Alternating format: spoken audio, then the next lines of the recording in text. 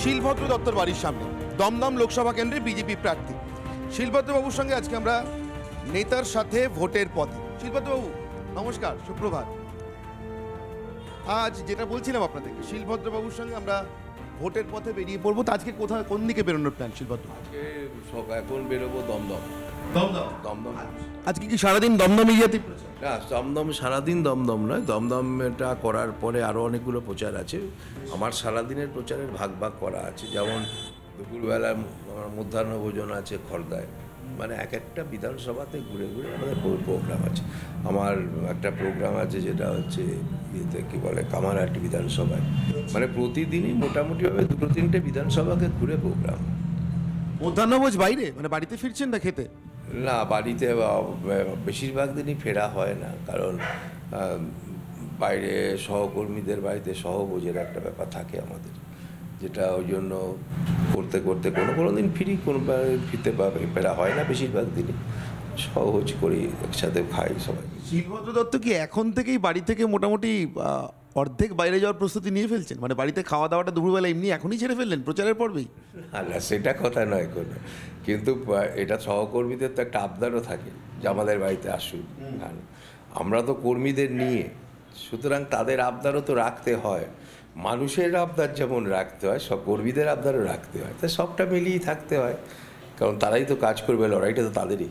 বেশ, বর্ষিয়ান নেতা, পোড় খাওয়া নেতা শিলভদ্র দত্ত দুপুরবেলা খেতেও বাড়িতে ফিরছেন না, প্রাতরাশও অধিকাংশ দিনই বাইরেই সারছেন।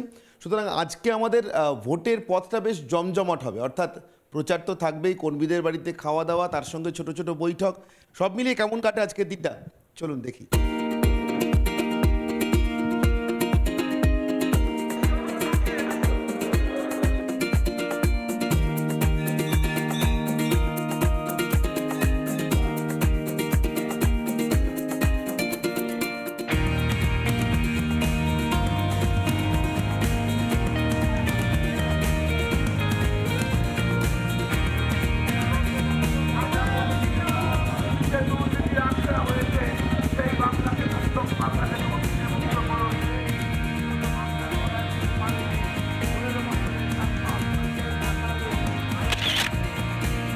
এই মুহূর্তে আমরা শিলভদ্র দত্তর প্রচার গাড়িতে।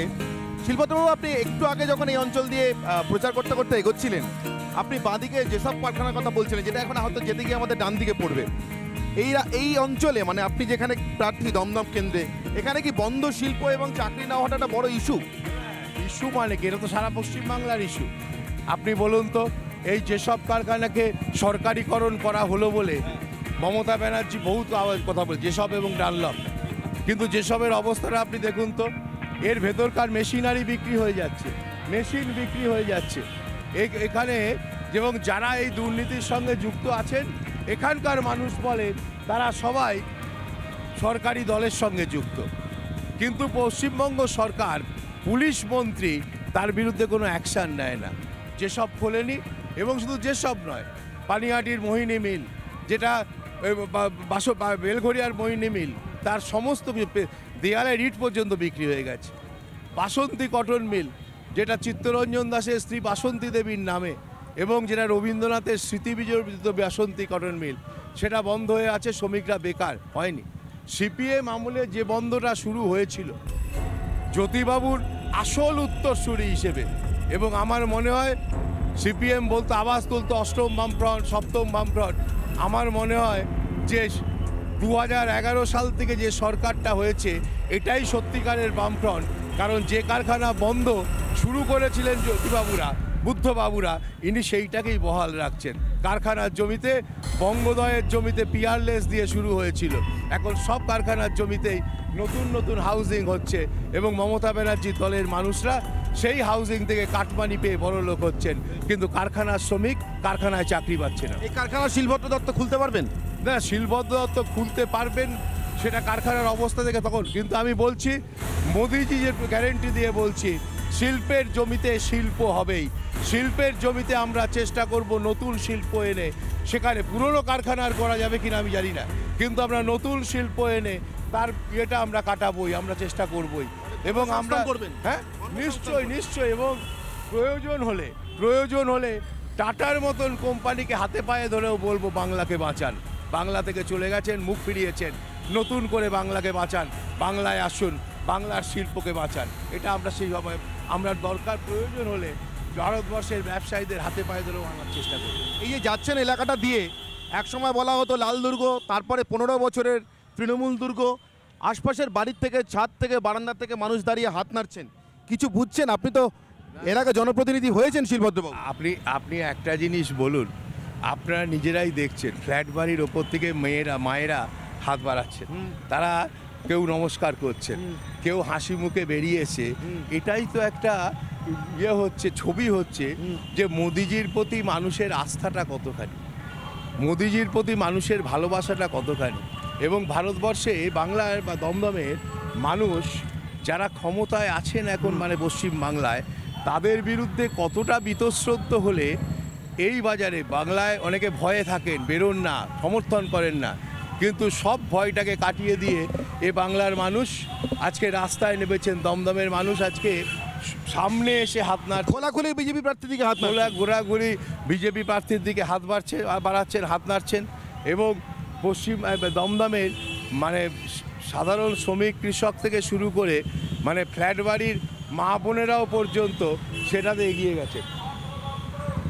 আমি এই প্রচার গাড়িতে আপনাকে আর একটি প্রশ্ন করবো, কারণ আমি দেখতে পাচ্ছি আশপাশে প্রচুর উৎসুক মানুষের মুখের ভিড়। হয়তো কিছু মানুষ মিস হয়ে যাবেন আপনার সঙ্গে যোগাযোগ করতে, হয়তো আপনিও তাদের সঙ্গে যোগাযোগ করতে পারবেন না আমি যতক্ষণ কথা বলে যাব। মোদিজির প্রতিনিধি হিসেবে, বিজেপির প্রার্থী হিসেবে আপনাদের সামনে এসেছি আশীর্বাদ চাইতে। শিল্পাতবাবু, এখান থেকে আমার প্রচার গাড়ি থেকে আপনার শেষ প্রশ্ন। আপনি বারবার দমদমে জল নিকাশি আর পানীয় জলের কথা বলছেন। আপনি জানেন হয়তো কিছুদিন আগে আমি আপনার যিনি প্রতিদ্বন্দ্বী, অন্যতম প্রতিদ্বন্দ্বী সৌগত রায়, তার সঙ্গেও ঠিক একইভাবে এই ভোটের পথে বেরিয়েছিলাম। তিনি সেখানে আমাকে বারবার এই অস্বস্তি এড়ানোর জন্য বলছিলেন যে জল দেওয়া, জল তাড়ানো, মানে জল নামানো এলাকা থেকে, এসব সাংসদের কাজ নয়। আপনি কি একেবারে একইলি সিরে হিট করেছেন? না না, সাংসদের কি কাজ আছে 2009 সালে উনি জানতেন না? 2009 সালে যখন উনি নির্বাচনে দাঁড়াচ্ছেন, 2009 সালে উনি যখন নির্বাচনে দাঁড়াচ্ছেন, সেই সময় তার আগে উনি সাংসদ ছিলেন, মন্ত্রী ছিলেন, তা উনি সেইখানে দাঁড়িয়ে, উনি তো যখন 2009 সালে দাঁড়িয়েছিলেন তখন উনি জানতেন না? যখন বলেছিলেন পানীয় জলের সমস্যা মিটিয়ে দেবো, যখন উনি বলেছিলেন জল নিষ্কাশনী ব্যবস্থা ঠিক করে দেবো, যখন উনি বলেছিলেন যে এই অঞ্চলের মানুষের আবর্জনা দূর করে দেবো, তখন ওনার মনে ছিল না এগুলো সাংসদের কাজ নয়। এই ব্যর্থতার দায় এড়াতে সৌগতবাবু এই অবস্থানটা নিচ্ছে। ব্যর্থতার দায় এড়াতে, কারণ সৌগতবাবু ব্যর্থতার দায় এড়াতে পারেন না। উনি আবার একদিকে বলছেন যে আমি পানীয় জলের ব্যবস্থা করে দিয়েছি, মানে জল প্রকল্প এনেছি, যে জল প্রকল্পটা আগে কোনো দিন বাংলায় কোথাও কেউ আনতে পারেনি। তার জল প্রকল্প তিনি এনেছেন, কিন্তু জল প্রকল্পের ফসলটা মানুষ কি পাচ্ছে? জল প্রকল্পের ফসলটা কি মানুষ পাচ্ছেন? জল কি মানুষ পাচ্ছেন? দমদমের মানুষকে জল কিনে খেতে হচ্ছে কেন? যদি জল প্রকল্পই করে থাকেন, দমদমের মানুষ জল কিনে খাচ্ছেন কেন? আজকে পানিহাটি সহ বিস্তীর্ণ অঞ্চলে আবর্জনা স্তূপে ভরে গেছে কেন? আজকে তো এইগুলোই বলার।